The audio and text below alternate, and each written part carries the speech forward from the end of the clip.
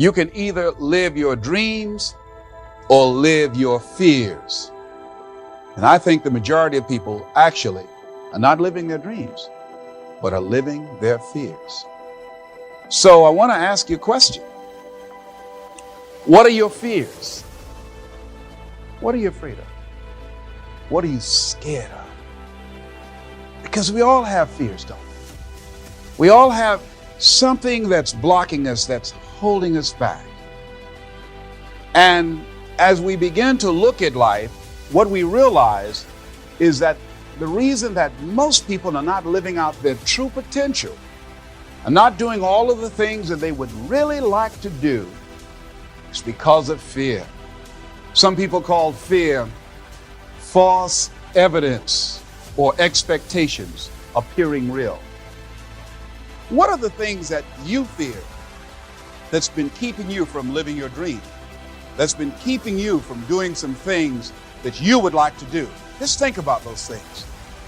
And how do we begin to handle that? Abraham Maslow said that the life is about growth. And he said, you can either go back to your comfort zone, and there you won't find any growth, or you must be willing to go forward and face your fears again and again and again. Because you're never going to have a fear-free existence. I mean, some fear is acceptable and legitimate.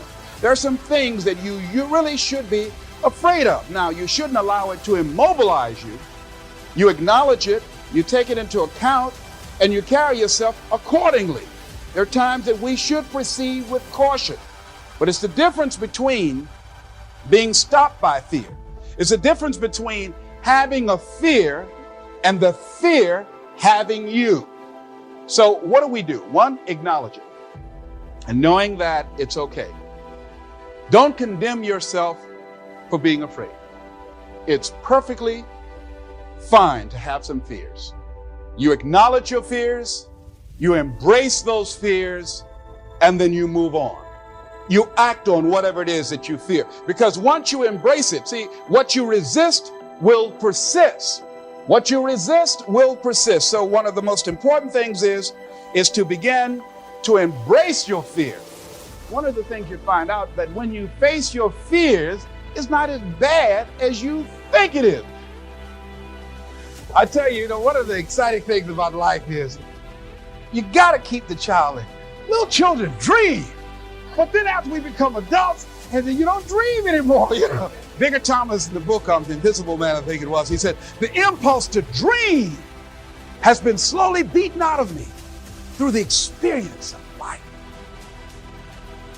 And most people, ladies and gentlemen, have stopped living their dreams because of the lessons they've learned from life or things they've picked up, because we've only been born with two fears. The fear of a loud sound or the fear of falling. All the other fears are fears we learn, fears we pick up. Whatever you're scared of, your life, the value you brought to the planet, far more important. Whatever you fear, you're stronger. So as we begin to look toward the future and look at what will it take for us to break through those fears, one, acknowledging the fear, knowing it's all right. Some fear is healthy.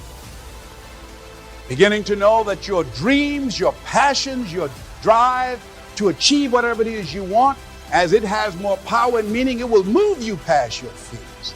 As you begin to feel that you deserve it, your passion and goal is so strong, the fears won't matter. As you begin to trust yourself and put yourself in the situation where you have to make it happen,